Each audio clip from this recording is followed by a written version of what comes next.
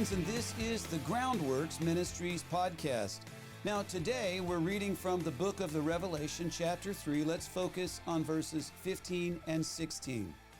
The Amen, the faithful and true witness, the genesis of God's creation says, I know your works, that you are neither hot nor cold. And I wish that you were cold or hot, so because you are lukewarm and neither hot nor cold, I'm going to spit you out of my mouth. You know, what a bummer, right? To be the church of Laodicea. They are forever known as the lukewarm church. You know, I've performed over 1,000 concerts around the world, having been in the Christian music business for many years in my youth.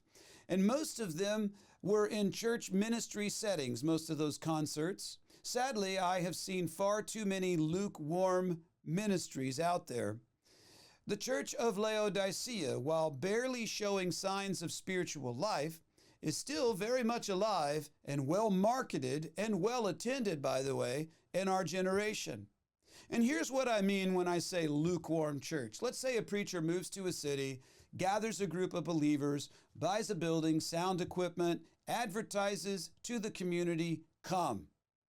But when people show up, that preacher never really emphasizes that they should read their Bibles every day so they can know it comprehensively.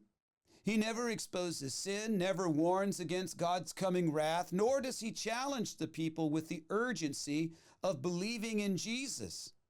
You see, much less suffering for sharing the gospel.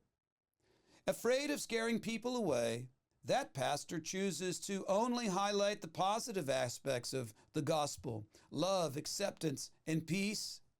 And while this approach may draw a sizable crowd with interesting topics and highly involved productions and activities, nobody's life is really being transformed.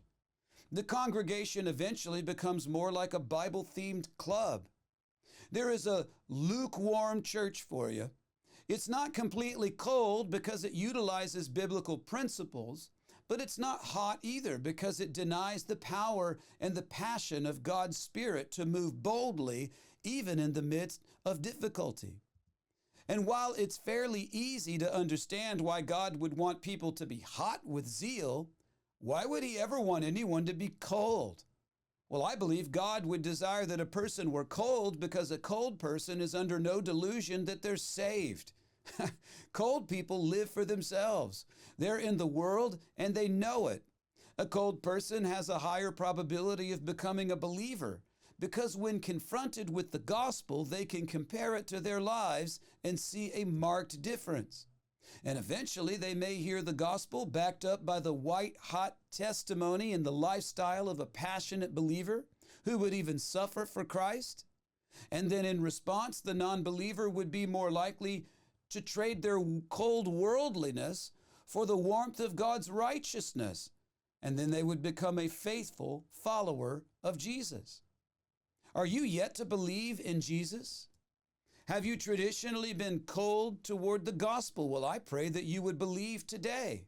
Because while Jesus is the only way, he liberally offers salvation to anyone who would believe and receive it. 2 Chronicles chapter 6 verse 2 says this, today is the day of salvation.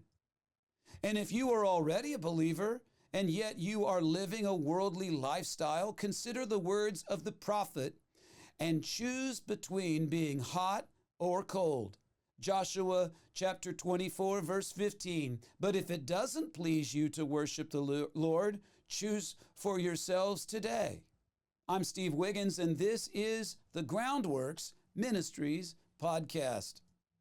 Now, Groundworks Ministries operates entirely through financial donations from faithful people just like you. People say, do you really need our support? You seem to be doing well. No, we do need your support. We need it badly.